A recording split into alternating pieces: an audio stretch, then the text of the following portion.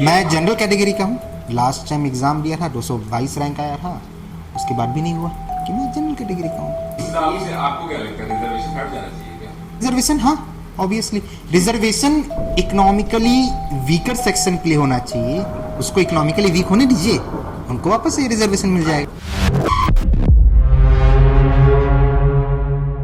Hello दोस्तों, आज studio में मौजूद है अभिषेक कुमार गुप्ता जी। पेशे से यह एक शिक्षक है और आज हम करेंगे शिक्षा पे चर्चा और जानेंगे क्या है इनकी सोच शिक्षा को लेकर।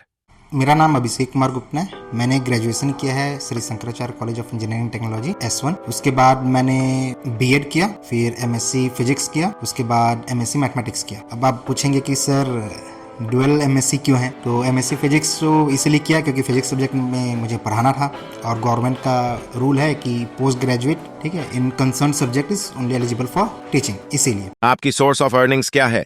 सोर्स ऑफ अर्निंग अभी मैं स्वामी आत्मानंद उत्कृष्ट अंग्रेजी माध्यम स्कूल में पढ़ा रहा हूँ, भुवनेश्वरपुर, श्रीनगर। जी, मैं स्कूल में काफ़ी समय से पढ़ा रहा हूँ। उससे पहले मैं अपना कोचिंग चला रहा था।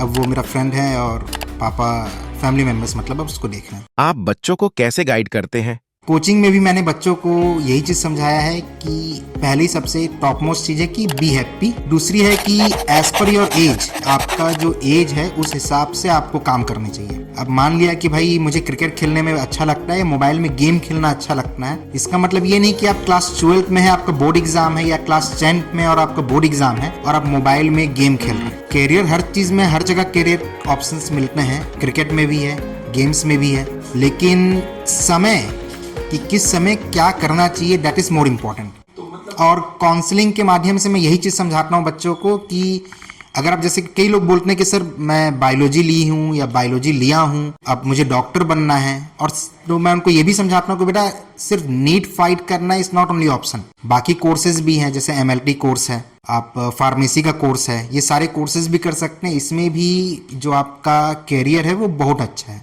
आपने कितने लोगों का जीवन बदला है? बहुत अच्छा सवाल है और ये रेशियो बहुत कम है। क्यों? क्योंकि बच्चे हैं, इनिशियली वो समझते नहीं है। एंड आई कैन रिमेम्बर कि जब मैं अपने स्कूल लाइफ में था तो मेरे पापा मेरे को बोला करते थे कि बेटा पढ़ाई कर, ठीक है, खेलने मत जाओ, दोस्त लोग घूमने जा रहे हैं तो घूमने मत जाओ। खेलने के लिए कभी मना नहीं किया वो, लेकिन एक for fix period of time कि शाम को 1 घंटे या 2 घंटा फिजिकल एक्टिविटी के तौर के नाम पे आप खेल सकते हैं, लेकिन फ्रेंड्स के साथ घूमना अलाउड नहीं था, रात को बाहर निकलना अलाउड नहीं था। तो मुझे लगता था कि ये पापा बहुत स्ट्रिक्ट है मेरे को लेके। और उस एज में मैं, मतलब ऐसा फील होता था कि मेरे सबसे बड़ा कोई दुश्मन है, कोई एनिमी है, तो ही इज माई फादर। लेकिन लेटर ऑन जब मैं ग्रेजुएशन किया, समझ आई, मैच्योर हुआ, इन द सेंस सब समझ आता है मुझे कि नहीं, उस समय अगर पापा स्ट्रिक्ट नहीं होते, अगर वो स्ट्रिक्ट नहीं होते तो मैं आज के टाइम पे, मतलब सोसाइटी के जो एंटी सोशल पीपल्स हैं, हो सकता है कि मैं one of that anti social people होता। आपने टीचिंग को ही एज अ प्रोफेशन क्यों चुना? क्योंकि जब आप किसी एक की भी लाइफ को मोल्ड कर सकते हैं और वो आपसे कुछ सीखता है तो वो बहुत अच्छा फील होता है। वैसे कई बच्चे हैं जो आज डॉक्टर कर रहे हैं, बन चुके हैं, मतलब MBBS कर रहे हैं, और कई हैं जो इंजीनियरिंग कर रहे हैं। आज भी मैसेज करते हैं और विश्रामपुर आने से मिलने जरूर आते हैं कि सर अब फील होता है कि जो आपने बोला था दैट वाज 100% राइट। कैसे प्रोफेशनल कोर्स वाला बीएड टीचर ट्रेडिशनल कोर्स वाले बीएड टीचर से अलग है?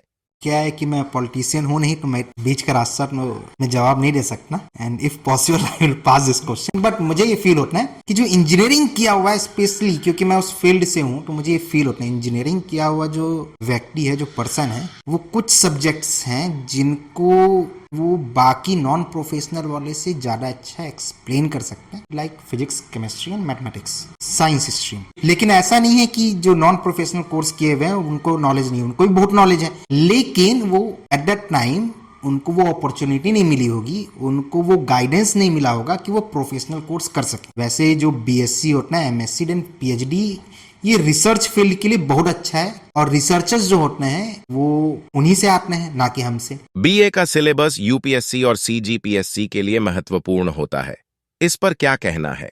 हमारा गवर्नमेंट ना कंप्यूटर को बैठाना in place of IAS collector की जगह पे, आईपीएस की जगह भी एक कंप्यूटर को बैठाना। क्यों? क्योंकि वो चीजों को रट लेना। अगर आप बोल रहे हैं ना कि जितनी भी सब्जेक्ट हैं बीए में वो यूपीएससी एग्जाम के लिए महत्वपूर्ण है, लेकिन सबसे महत्वपूर्ण क्या है? How active is your mind. और जो एक्टिव माइंड है वो मेनली उन्हीं का रहना है जो कि मैथमेटिक्स सब्जेक्ट या फिर फिजिक्स जैसे सब्जेक्ट, मैथमेटिक्स आई वुड। क्या आपको भी यही लगता है कि टेक्निकल सब्जेक्ट वालों का ही एक्टिव माइंड होता है? कमेंट करके बताएं।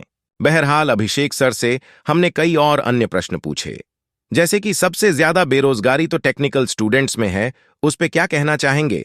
अब टेक्निकल आप कीजिए आईआईटी से, टेक्निकल आप कीजिए एनआईटी से, टेक्निकल कोर्सेज कीजिए टॉप यूनिवर्सिटीज से। आपको वहां पे बेरोजगार वहां से एक भी नहीं मिलेंगे, रेयरली कहीं कोई मिलेगा। लेकिन कई कॉलेजेस हैं जो बस खुल गई हैं, वो अपनी सीट नहीं भर पा रही हैं। वहां पे ऐसे बच्चे जिनका लेवल नहीं है, जो जेई एग्जाम में नेगेटिव मार्क्स ला रहा है, क्वालिफाई नहीं कर पा रहा है, वैसे लोगों को एडमिशन ले रहे हैं। ऑब्वियसली है कि घोड़ों के रेस में गधे नहीं जीत सकते। अब घोड़ों की रेस में गधे भी दौड़ेंगे? क्या आप अभिषेक सर के आंसर से संतुष्ट हैं? कमेंट करके अपना आंसर बताएं। तो दोस्तों, यह थे अभिषेक सर। इन्होंने साझा की अपनी सोच शिक्षा को लेकर। अगर आपको कोई भी परेशानी या समस्या है शिक्षा या अन्य चीजों से संबंधित तो कमेंट कर सकते हैं या हमें कांटेक्ट कर सकते हैं। बहरहाल ऐसे ही शिक्षा पे चर्चा तो होते ही रहेगी। इसके लिए हमारे चैनल को सब्सक्राइब करें। धन्यवाद। ढूंढते हुए निकल जाओ सफर पे, देख लेना एक दिन सही रास्ते मिलेंगे। मंजिल की फितरत होती है कि वो खुद चल कर नहीं आती।